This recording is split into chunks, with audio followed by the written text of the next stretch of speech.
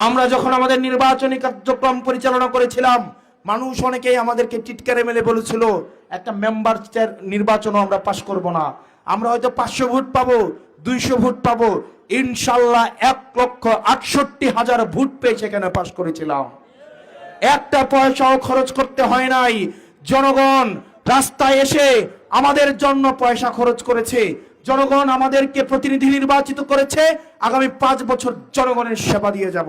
সেজন্য আপনাদের কাছে আকুল আহ্বান থাকবে, 2 হাত জোর করে এই নেসারাবাদে সেই সুদূর কুমিল্লা থেকে এসে, কুমিল্লার দেবিদ্বার থেকে এসে, ঢাকা থেকে এসে, নরসিংদী থেকে এসে, নারায়ণগঞ্জ থেকে এসে আপনাদের নেসারাবাদ মারবাসীর কাছে হাত জোর করে আমরা বলতে চাই, আমাদেরকে একটা সুযোগ দেন, আমাদেরকে একটু সাংগঠনিকভাবে সুযোগ দেন। ব্যবসায়ীদেরকে বলবো আমাদেরকে একটু সুযোগ দেন।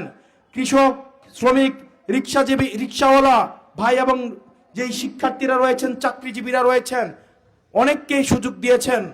আমাদেরকে সাংগঠনিক বিস্তারের একটা সুযোগ দেন।